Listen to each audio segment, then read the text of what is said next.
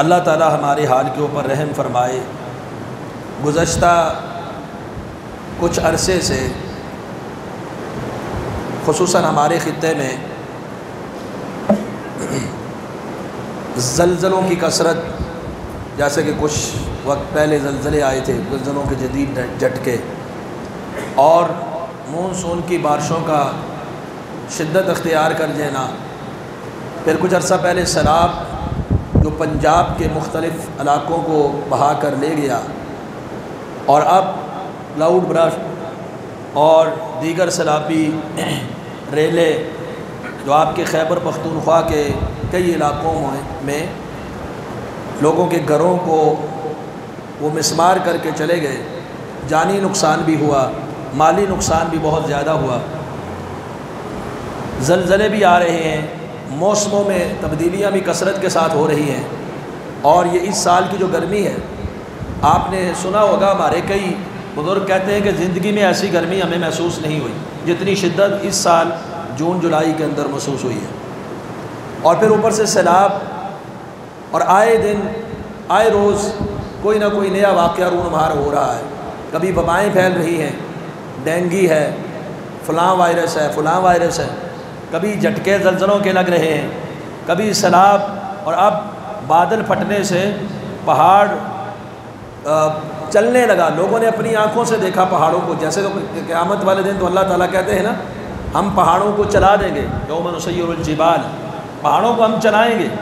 آج آپ کے بونیر اور دیگر کئی علاقوں میں لوگوں نے ان پہاڑوں کو چلتے ہوئے دیکھا کہ ان کے وہ بڑے بڑے پتھر، وہ پانی سیلاب سے بھی زیادہ تیزی کے ساتھ بہتے ہوئے، ان کا بہاؤ، اس کی سپیڈ بہت زیادہ ہے، اور جو کچھ ان کے سامنے آتا ہے، اتنی ترقی یافتہ دور میں بھی جب موسم کی جانکاری بھی حاصل کر لیتے ہیں، جب یہ دیگر بہت ساری ایجادات بھی ہو چکی ہیں، لیکن جب یہ معاملہ آتا ہے تو ایسا آنن فانن آتا ہے کہ کوئی حفاظتی تدبیر بھی نہیں کام آتی، کوئی اپنے بچاؤ کر ہی نہیں سکتا۔ دیکھتے ہی دیکھتے پورے گھر، پورے خاندان، بلکہ پوری بستی بھی، کئی بستیاں ایسی ہیں کہ 10 گھر ایک ہی جگہ پہ ہیں، وہ 10 کے 10 زمین بوس ہو گئے۔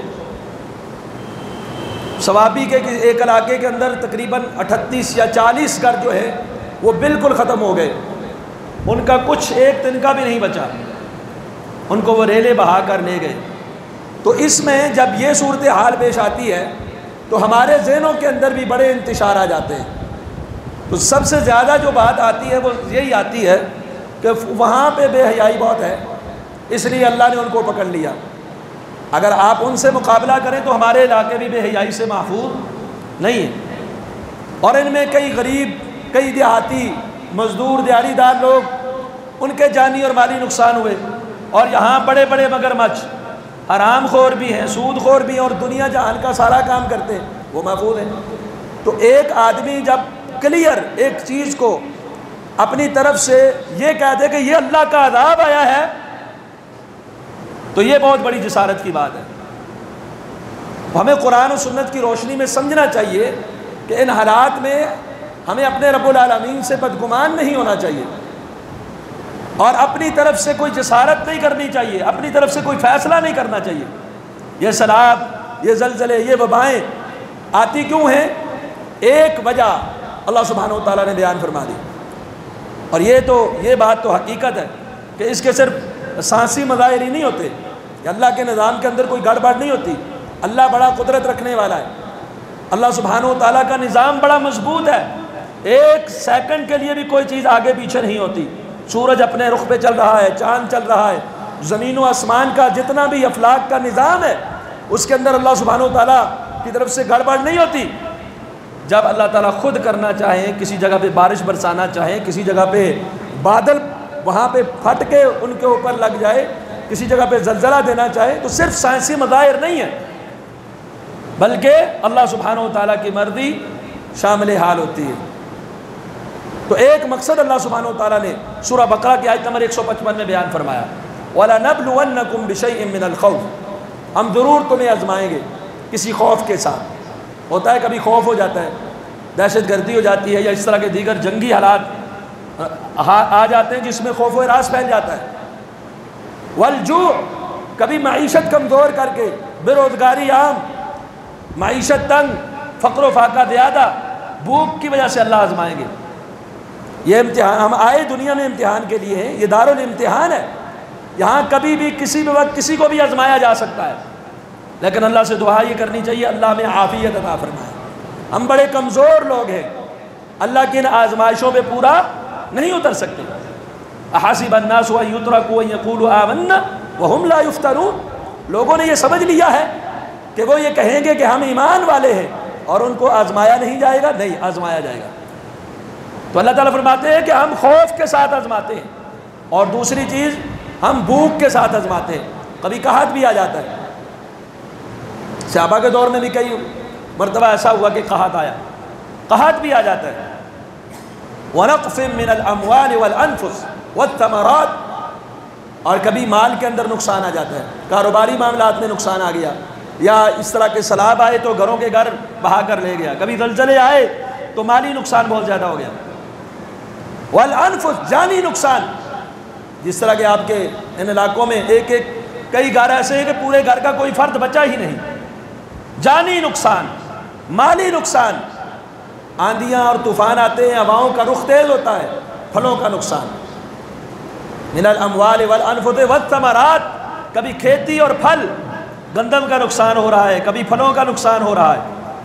تو یہ نقصان کیوں ہو رہے ہیں، اس کی وجہ اللہ نے کیا بیان فرمائی؟ کیا یہ میرے عذاب کا کوڑا ہے، یا یہ میں تمہیں تکلیف پہنچا رہا ہوں؟ نہیں۔ وَلَنَبْلُوَنَّكُمْ، ہم ضرور تمہیں آزمائیں گے، تمہارا امتحان ہے کہ اس امتحان میں تم کیسے، تمہارے عقائد اور نظریات ڈگمگاتے ہیں کہ نہیں، تمہارے اعمال کے اندر مزید رجوع اللہ ہوتا ہے کہ نہیں۔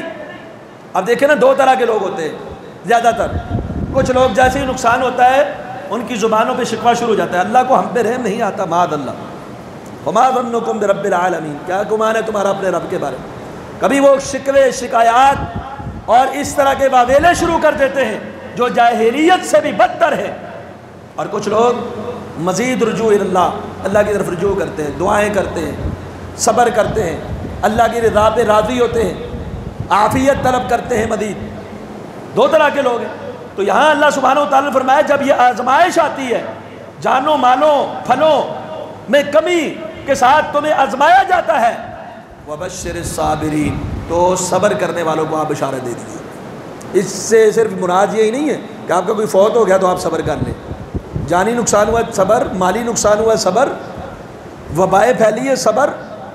صبر کیا ہے؟ صبر کس کو کہتے ہیں؟ اللہ پر شکوے نہیں کرنا ہے، شکایتیں نہیں کرنی، جزا فضا نہیں کرنا، اللہ کی رضا پہ راضی رہ جانا ہے، مزید اللہ کی طرف رجوع کرنا ہے، رغبت کرنی ہے۔ صبر کا ایک معنی یہ ہے کہ بے صبری کا مظاہرہ نہیں کرنا، صبر، حوصلہ۔ اور دوسرا صبر کیا ہے؟ ایمان اور عقائد سے ڈگمگا نہیں جانا ہے، صبر ہے دین کے اوپر قائم رہنا ہے کا نام، اپنے عقیدے اور منہج کے اوپر قائم رہنے کا نام۔ اللہ تعالیٰ نے منافقوں کی ایک صفت بیان کی، وَمِنَ النَّاسِ مَن يَعْبُدُ اللَّهَ عَلَى حَرْفٍ فَإِنْ أَصَابَهُ خَيْرٌ، سورہ حج میں، اگر ان کو خیر پہنچتی ہے، مال پہنچتا ہے، اطمأن بِهِ، مطمئن ہو جاتے ہیں، وَإِنْ أَصَابَتْهُ فِتْنَةٌ، جب اللہ کی طرف سے آزمائش کا سامنا کرنا پڑتا ہے، انقلب علی وجہہ، وہ اپنے چہرے کے بعد پھر جاتا ہے۔ یہ دنیا کا بھی نقصان ہے، آخرت کا بھی نقصان ہے، خسر الدنیا والآخرہ ذالک هو الخسران المبین۔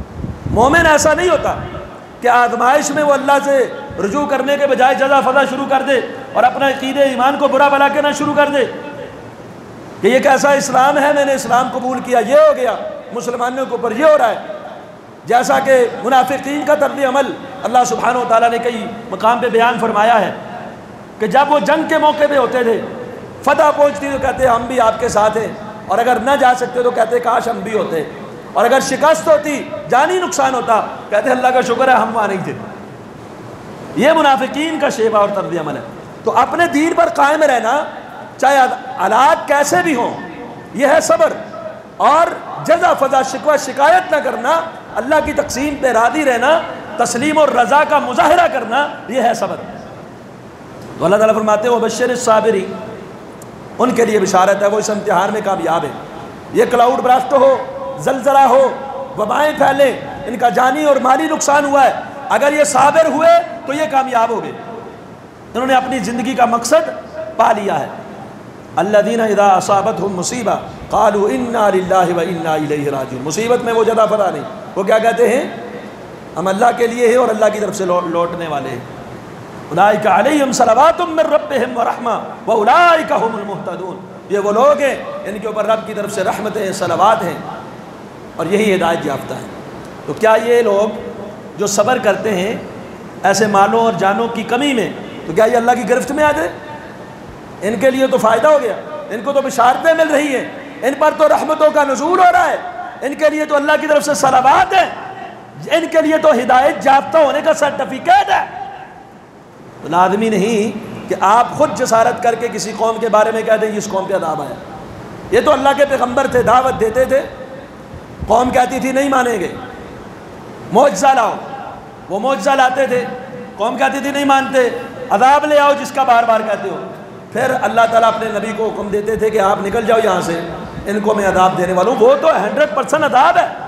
قوم نوح پر جو سراب آیا، کیا وہ آزمائش تھی ان کے لیے؟ وہ تو عذاب تھا، وہ تو پکڑ تھی. اللہ نے ان کو ملیا میٹ کر دیا، وہ دنیا میں بھی خسارہ پا گئے اور آخرت کا بھی خسارہ ہے.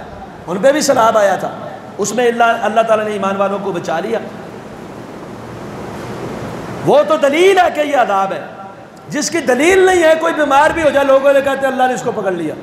ممکن ہے اللہ اس کی بیماری میں اس کے گناہوں کا کفارہ بنا رہے ہو، اس کے درجات کو بلند کر رہے ہو اپنی طرف سے. تو یہ انتشار ذہن کے اندر نہیں ہونا چاہیے. دوسری بات یہ ہے کہ بعض دفعہ گناہوں کی وجہ سے گرفت بھی آ جاتی ہے، لیکن اس کے لیے دلیل ہونا ضروری ہے. تو یہ لازمی نہیں کہ ہر بار صرف آزمائش ہی ہو. بعض دفعہ ایسے معاملات عذاب بھی ہو سکتے ہیں، لیکن کسی کو نامینیٹ کر کے مطلق اور معین کر کے کہہ دینا یہ عذاب ہے، یہ بڑی جسارت ہے. تو سزا کیسے ہو سکتی ہے؟ اللہ سبحانہ وتعالیٰ نے سورہ عنکبوت آیت نمبر 40 میں فرمایا فَكُلًّا أَخَذْنَا بِذَنبِهِ. ہم نے ہر ایک کو ان میں سے جن قوموں کا ذکر کیا ہے ان کے گناہوں کی وجہ سے پکڑا ہے. وَمِنْهُمْ مَنْ أَخَذَتْهُ الصَّيْحَةُ. کئیوں کو زوردار چیخ آئی، کلیجے پھٹے اور مر گئے. وَمِنْهُمْ مَنْ خَسَفْنَا بِهِ الْأَرْضِ. کئیوں کو زمین کے اندر دھسا دیا، کئیوں کے اوپر تیز آندیاں ہم نے چلا دی. وَمِنْهُمْ مَنْ أَرْسَلْنَا عَلَيْهِ حَاصِبًا وَمِنْهُمْ مَنْ خَسَفْنَا بِهِ الْأَرْضِ. کئیوں کو ہم نے زمین کے اندر دھسا دیا. وَمِنْهُمْ مَنْ أَغْرَقْنَا. اور ان میں سے وہ بھی ہیں جنہیں ہم نے غرق کیا، ڈبو دیا پانی کے اندر. قوم نوح کو اللہ نے ڈبویا تھا، کئیوں کو اللہ نے پانیوں میں ڈبو دیا، سیلاب کی نظر ہو گئے، کئی زمین بوس ہو گئے، اور کئیوں کے اوپر آندیاں چلی، اور کئیوں کو زوردار چیخ نے پکڑا. تو یہ سیلاب اور اس طرح کی چیزیں عذاب بھی اس کی دوسری وجہ ہو سکتی ہے. جیسا کہ رسول اکرم صلی اللہ علیہ وسلم نے فرمایا، مسند احمد میں حدیث نمبر 26,596 ہے. آپ فرماتے ہیں اذا ظہرت المعاصی فی امتی عمہم اللہ بعذاب من عنده.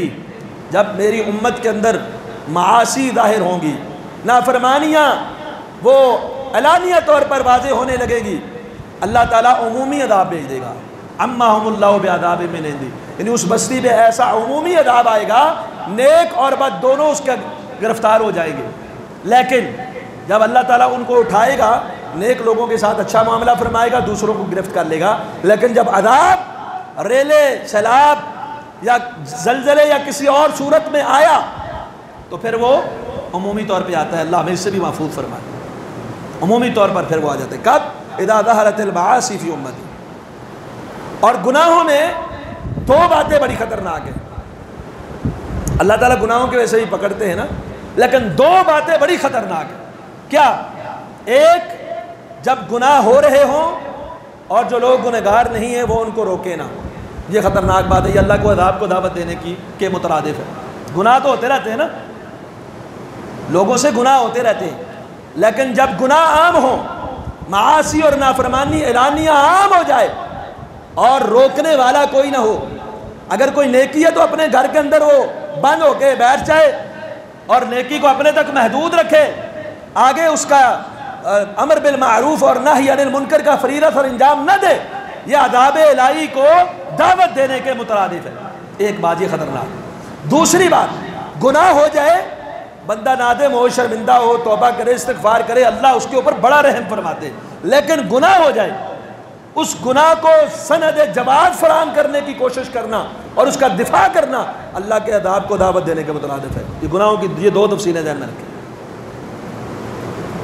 اب دیکھیں نبی کریم صلی اللہ علیہ وسلم نے فرمایا، ابو داؤد میں حدیث نمبر 4338 ہے، ایک حدیث ہے اس کا مفہوم ٹکڑا، ما من قوم یعمل فیہم بالمعاصی، کوئی بھی قوم جب اس کے اندر معاصی کا ارتکاب ہوتا ہے اعلانیہ طور پہ، وہاں پہ اللہ کی نافرمانی کھلم کھلا ہوتی ہے، شرک ہو، سود خوری ہو، حرام خوری ہو، دیگر کچھ معاملات ہوں، بے حیائی ہو، فحاشی ہو، جب کسی قوم کے اندر معاصی کا ارتکاب ہوتا ہے اور لوگ قدرت کے باوجود روک تھام نہیں کرتے، روکتے نہیں، قدرت کے باوجود کیسے؟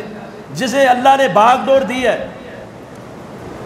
وہ ہاتھ کے ساتھ روکے گا، قانون بنائے گا، اور جس کے تسلط کے اندر زیر اہتمام انصرام انتظام کچھ لوگ ہیں، چاہے وہ خاندان کا بڑا ہے، چاہے وہ والدین ہیں ان کی اولاد ہے، چاہے وہ کوئی اور لوگ ہیں جن کے ماتحت لوگ ان کی بات کو سنتے ہیں، اور وہ قدرت کے باوجود اس برائی کو ان سے ختم نہیں کرتے بلکہ راضی رہتے، خاموش رہتے، خود نیک ہے لیکن برائی پہ خاموش ہے۔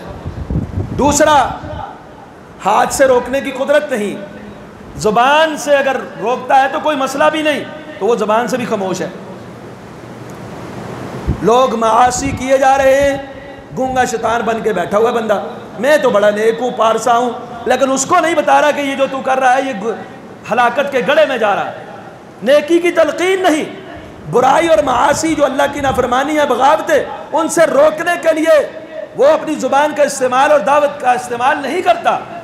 تو نبی اکرم صلی اللہ علیہ وسلم فرمایا جب وہ قدرت کے باوجود اس کو تبدیل نہیں کرتے، روکتے نہیں ہیں، اللہ تعالیٰ کا عمومی عذاب آ جاتا ہے، سب کو اپنی لپیٹ میں لے جاتا ہے۔ وہ نیکی کرنے والا بھی اس کا گرفتار، وہ برائی کرنے والا بھی گرفتار، نیکی کرنے والا اس گناہ میں گرفتار ہے کہ اس نے نیکی کو اپنے تک محدود رکھا، برائی سے روکا نہیں۔ لعن الذین کفروا من بنی اسرائیل علی لسان داؤد وعیسی ابن مریم ذلک بما عصوا وکانوا یعتدون کانوا لا یتناہون عن منکر فعلوہ۔ بنی اسرائیل کے اوپر سیدنا داؤد کے ذریعے اور سیدنا عیسیٰ علیہ السلام کے ذریعے لعنت کی گئی ہے۔ سبب کیا ہے؟ بما عصوا، نافرمان تھے، حد سے گزرنے والے تھے، اور تیسرا کانوا لا یتناہون عن منکر، برائی سے روکنے والے نہیں تھے۔ اس لیے اپنے حلقہ احباب، اپنے گرد و نواح، اگر آپ کے سامنے آپ کو معلوم ہے کوئی شخص شرک اکبر کا مرتکب ہے، یہ کھلم کھلا اللہ کی نافرمانی ہے، سود میں مبتلا ہے، آپ کو ہمیشہ اس کی اصلاح کرنی چاہیے، ورنہ اللہ کے عذاب اور پکڑ سے ڈرنا چاہیے۔ نبی علیہ السلام نے اس بات کو، ایک معروف حدیث ہے، آپ نے کئی بار سنی ہوگی، بڑی مثال کے ساتھ سمجھایا، مثالیں دلوں میں سرایت کر جاتی ہیں۔ صحیح بخاری میں حدیث نمبر 6286 ہے، آپ فرماتے ہیں مثل المدہن فی حدود اللہ والواقع فیہا، ایک ہے اللہ کی حدود میں مدانت کا شکار، نرمی کرنے والا، اللہ کی حدود پامال ہو رہی ہے، یہ نرمی کرتا ہے، اور دوسرا اللہ کی حدود کو پامال کرنے والا ہے، اس میں واقع ہونے والا ہے۔ ان کی مثال کیسے ہے؟ بحری بیڑا ہے، ڈبل منزل ہے، دو طرح کے لوگ ہیں، ایک پارٹی اوپر ہے ایک نیچے ہے، تو یہ دونوں سوار ہو کے جا رہے ہیں، ان میں قرآن اندازی ہوتی ہے کہ کون سے لوگ نیچے رہیں گے، کون سے لوگ اوپر والی تہہ میں رہیں گے، ڈیسائیڈ ہو جاتا ہے۔ اب یہ کشتی روانہ ہے، جو نیچے والی منزل والے لوگ ہیں نا، ان کو جب پانی ضرورت ہوتا ہے نا سمندر میں، وہ نیچے سے اوپر آتے ہیں، اپنا پانی لیتے ہیں اور نیچے چلے جاتے ہیں، پانی استعمال کرتے ہیں۔ اوپر والے اوپر سے ہی لے لیتے ہیں، نزدیک ہے، نیچے والوں کو اوپر آنا پڑتا ہے بار بار۔ اب نیچے ہوتے ہیں نا کئی دانشور، یہ تو اللہ کے رسول نے مثال دی ہے نا، مثال دے کے سمجھایا، تو کوئی دانشور اور مشیر ایسے بھی ہوتے ہیں جن کے مشورے انسان کو ڈبو دیتے ہیں۔ تو نیچے ایک شخص مشورہ کرتا ہے کہ کلاڑی لو اور یہاں چھید کرو، سوراخ کرو، ہم اپنا پانی نیچے سے ہی لے لیا کریں گے، کیا ضرورت ہے بار بار اوپر جانا، نیچے آنا، اوپر جانا، پانی تو ہمارے قریب ہے نا، ہم نیچے سے ہی سوراخ کرتے ہیں اور پانی لے لیتے ہیں۔ اب ہر بندہ یہ سمجھتا ہے کہ یہ کتنی خطرناک بات ہے، نیچے سے سوراخ کرنا خطرناک ہے کہ نہیں؟ کشتی میں سوراخ ہو جائے تو کیا ہوتا ہے؟ خطرناک ہے نا، اس نے مشورہ غلط دے دیا۔ اب اگر وہ نیچے والا کلاڑا لے کے کھودنا شروع کر دے اور اوپر والا تماش بین بن جائے، خیر ہے کھودنے دو، نقصان کس کا ہوگا؟ نیچے والی منزل کا، اوپر والی کا بھی ہوگا، دونوں کا ہوگا۔ یہ آپ نے مثال دی ہے، ایک مدانت کا شکار ہے، روکتا نہیں ہے، اور دوسرا اس میں واقع ہے جس نے کلاڑے سے چھید کیا، جرم کیا، اس نے اپنا آپ ڈبو دیا، لیکن ہم تو ڈوبے ہی صنم، سوچے بھی لے ڈوبیں گے، اوپر والے بھی گئے، تو اوپر والے اگر روکیں گے نہیں تو اس گرفت میں آ جائیں گے۔ ایسے ہی ایک معاشرے کے اندر ایک موحد جب کھلم کھلا شرک دیکھتا ہے، روکتا نہیں ہے، اسے اپنے اس گناہ کے اوپر اللہ سے استغفار کرنا چاہیے۔ سود خوری عام ہے، آپ کو علم ہے، روکتے نہیں ہیں۔ بے حیائی عام ہے، آپ کو علم ہے اور آپ کو پتہ ہے، آپ اپنے حلقہ احباب میں روکتے نہیں ہیں۔ تو یہ کیا ہے؟ عذاب الہی کو دعوت دینے کے مترادف ہے۔ تو گناہوں کے حوالے سے ایک بات آپ نے ذہن نشین کر لی، اس پر اور بھی کئی دلائل موجود ہیں، وقت نہیں ہے۔ دوسری بات، نبی کریم صلی اللہ علیہ وسلم نے فرمایا، ابو داؤد میں حدیث نمبر 4348 ہے، آپ نے فرمایا لن یہلک الناس حتی یعذروا من انفسہم، لوگ گناہوں کی وجہ سے اس وقت تک ہلاک نہیں ہوں گے جب تک وہ اپنے گناہوں کے جھوٹے عذر نہ شروع کر دیں۔ ایک آدمی رشوت لے رہا ہے، پتہ نہیں رشوت میں نہیں لیتا، تحفہ لے لیتا ہوں، نام بدلا دیا، ٹائٹل چینج کر لیا۔ شراب پی رہا ہے، نام کچھ اور دے کے، اور اس کو سند جواز فراہم کر رہا ہے جان بوجھ کے، حد درمی۔ آپ کے ہاں کیا ہوتا ہے؟ انشورنس، بیمہ پالیسی، جوئے سود کا مرکب ہے، سیدھا سیدھا جوا اور سود نام ہے اس کا، نام انشورنس رکھتی ہے، ہر بندہ مبتلا ہے۔ منافع نام رکھ دیا سود کا۔ سودی کاروبار اس قدر عام ہے کہ آج کہ اس دور میں اللہ معاف کرے کئی ڈیجیٹل نظام ایسے ہیں جو سودی ہیں، جس میں ہمارے کئی دیندار لوگ اپنے آپ کو دیندار کہنے والے بھی ملوث ہو جاتے ہیں۔ تو بہرحال بہت ساری چیزیں معاشرے کے اندر ایسی ہیں جنہیں سند جواز فراہم کرنے کی کوشش، اور بجائے نادم و شرمندہ ہونے کے الٹا اس کے لیے اس کا دفاع ہے، اور جی جائز ہے، کچھ نہیں ہوتا، ہو جاتا ہے، چھوڑو مولویوں کو۔ بینکوں والوں نے باقاعدہ مولوی ہائر کیے ہوئے اور ان کے فتوے پاس رکھے ہوئے ہیں، یہ لو سود کا فتویٰ دیا ہوا فلاں جائز ہے۔ تو یہ ایسا ایک گناہ ہے کہ جب گناہ کے لیے عذر گناہ بدتر از گناہ اس عذر پیش کیے جائیں، اور مزید اس کو سند جواز فراہم کرنے کے لیے ہیلے اور بہانے تراشے جائیں، پھر وہ گناہ کیا ہوتا ہے؟ عذاب الہی اور اللہ کی گرفت کو دعوت دے رہا ہوتا ہے۔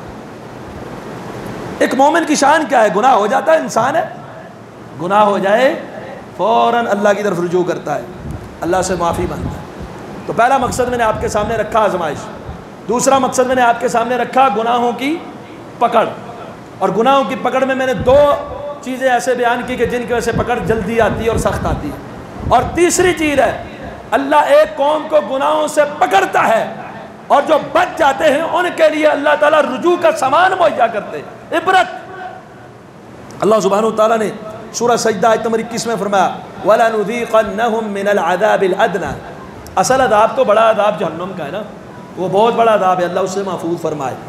اللہ تعالیٰ فرماتے ہیں کہ ہم ان کو قریب کے عذاب تھوڑے تھوڑے عذاب دیتے ہیں، چھکاتے، دون العذاب الاکبر، بڑے عذاب سے پہلے پہلے۔ کیوں؟ وجہ لعلہم یرجعون، شاید کہ یہ کیا کرے؟ لوٹ آئے۔ ایک قوم کے اوپر عذاب آ گیا، دوسرا فوراً اپنے آپ کو درست کر لے، لوٹ آئے اللہ کی طرف۔ ایک شخص گرفت کا شکار ہو گیا، دوسرے کے لیے عبرت کا نشان بن گیا۔ کیا ایسا ہے؟ ہم تو کالموں میں کالم لکھنے والوں نے بھی بہت کچھ لکھ دیا، یہ عذاب ہے، یہ فلان ہے، فلان ہے، کچھ لوگوں نے کیا کہہ دیا، کچھ لوگوں نے کیا کہہ دیا۔ کیا کبھی کسی نے، ہم میں سے کتنے لوگ ہیں جنہوں نے ایسی چیزیں دیکھ کے فوراً عبرت حاصل کی، اللہ میں اپنے آپ کو درست کرتا ہوں، میں اپنے معاملات درست کرتا ہوں، اگر کاروبار میں کوئی گڑبڑ ہے ختم کرتا ہوں، اگر بہن اور بیٹی کا حصہ دبایا ہوا ہے دیتا ہوں، اگر کسی کی زمین ہتھیائی ہوئی ہے دیتا ہوں، اگر کسی کا مال ہڑپ کیا ہوا ہے دیتا ہوں، اگر کسی اور اس طرح کے بڑی معاصی اور نافرمانی کے اندر گرفتار ہوں تو اللہ معاف کر دے، آئندہ بچتا ہوں، توبہ کرتا ہوں۔ کیا ہم نے یہ عبرت حاصل کیا؟ باتیں بڑی کرتے ہیں ہم، لیکن عبرتیں حاصل نہیں کرتے۔ تو اس کا ایک مقصد عبرت بھی ہوتا ہے، اور لازمی نہیں ان کو برا بلا کہنا شروع کر دیں، اور جی وہ ہیں ہی ایسے۔ ایک شخص سے پچھلے دنوں ایک بات سنی، وہ کہتا ہے وہاں تو ان کی کوئی مدد کرنے کے لیے جانا ہی نہیں چاہیے، ان کی مدد کی کیا ضرورت ہے، وہ تو اللہ کے عذاب کے مارے ہوئے ہیں۔ اور رسول اللہ صلی اللہ علیہ وسلم کا یہ فرمان، آپ نے فرمایا صحیح مسلم حدیث نمبر 1914، والغریق شہید، شہید 5 طرح کے، ان میں ایک کون ہے؟ غریق، جو سیلاب میں، نہر میں، پانی میں، دریا میں ڈوب کے مر جاتا ہے، وہ کیا ہے؟ شہید ہے انشاءاللہ۔ اگر وہ مسلمان ہے، مومن ہے، اعمال درست ہے، وہ شہید ہے۔ تو یہ لازمی ہی نہیں کہ وہ معاملہ سارا آپ واپس اسی عذاب کے اوپر لے کے آ جائیں۔ تو یہ کئی چیزیں بیان کر دی، وقت نہیں ہے، اور بھی کچھ قرآن و سنت کے اندر اس طرح کے اشارات ہمیں ملتے ہیں۔ ہمارا طرز عمل کیا ہونا چاہیے؟ اب ہمیں کرنا کیا ہے؟ سیلاب آ گیا، کلاؤڈ برسٹ ہو گیا اور بڑے نقصانات ہو گئے، ہمیں کیا کرنا ہے؟ سب سے پہلی چیز کثرت کے ساتھ استغفار اور اپنی اصلاح پہلے، استغفار بعد میں، یاد رکھیے۔ اگر آپ سود اسی طرح کھا رہے ہیں، استغفار کرتے جائیں، کیا فائدہ؟ اگر آپ نے کسی کا حق دبایا ہوا ہے اور استغفار پڑھتے رہیں، کیا فائدہ؟ پہلے اصلاح ہے، پھر کیا ہے؟ استغفار۔ پہلے اپنی اصلاح کر لیں، دیکھ لیں میرے عقیدے میں گڑبڑ تو نہیں، میرے عمل میں گڑبڑ تو نہیں، فرائض میں کوتاہی تو نہیں، مالی معاملات میں کوتاہی تو نہیں۔ اپنی اصلاح کر لیں، پوری طرح اپنے آپ پہ غور فکر کریں، احتساب کریں اپنا۔ وقت نہیں ہے، اشارہ دیتا ہوں صرف۔ دوسرا استغفار، اللہ جو میری سابقہ زندگی میں غلطیاں، کمیاں، کوتاہیاں، انفرادی ہو یا من حیث القوم، مجموعی ہماری خطائیں ہیں، اللہ ہم سے درگزر کر معاف فرما دے۔ جب بھی کوئی قوم کثرت کے ساتھ استغفار کرتی ہے، دنیا میں بڑے فائدے ہوتے ہیں۔ یزدکم قوہ، اللہ قوت دیتے ہیں۔ یمددکم باموال و بنین، مال ملتا ہے، اولاد ملتی ہے۔ یرسل السماء علیکم مدرارا، بارشیں نفع بخش ہوتی ہیں، زمین نباتات اگاتی ہے، رزق کی فراوانی آتی ہے، اور آخرت کے بھی بہت بڑے فوائد ہیں استغفار سے۔ اللہ تنگیاں ختم کرتا ہے، اللہ آسانیاں عطا فرماتا ہے۔ تو دوسری چیز ہے اصلاح کے بعد کیا کرنا ہے؟ استغفار۔ اور تیسری چیز ہے کثرت کے ساتھ دعا کرنا ہے، اللہ سے مانگنا ہے۔ ہم تو مانگتے ہی نہیں، اور اللہ کے بارے میں برا گمان نہیں کرنا، زیادہ فتح نہیں کرنا، جس کا میں نے شروع میں گزارش کر دی۔ ہمارے لوگ تو اللہ کے اوپر شروع ہو جاتے ہیں کہ اللہ کو ہم پہ رحم ہی نہیں آتا، معصوم بچے مر گئے، یہ ہو گیا، وہ ہو گیا۔ دعائیں کرنی، نبی علیہ السلام کی وہ معروف حدیث صحیح بخاری کی، آپ نے دعا کی، بارش برس پڑی اور پورا ہفتہ رہی۔ اگلے جمعے میں آدمی کھڑا ہو گیا، کہنے لگا اللہ کے رسول انقطعت السبل، رستے منقطع ہو گئے، ہلاکت الاموال، مال مویشی ہلاک ہو رہے ہیں، اتنی بارشیں ہیں، رستے بند، ہلاکتیں شروع ہو گئی ہیں، اب کیا کریں؟ ادعو اللہ، اللہ سے دعا کریں اللہ بارش روک دے۔ نبی علیہ السلام نے کیا کیا؟ دعا کی۔ تو یہ حدیث بھی ہمیں بتلاتی ہے جب بارشوں کی کثرت اور سیلاب کی کثرت، زلزلوں کے جھٹکے اور اس طرح کے بادل پھٹنے کے مناظر ہمارے سامنے آئیں تو ہمیں کیا کرنا چاہیے؟ اپنی اصلاح اور استغفار کے بعد کثرت کے ساتھ اللہ سے مانگنا چاہیے، دعا کرنا چاہیے۔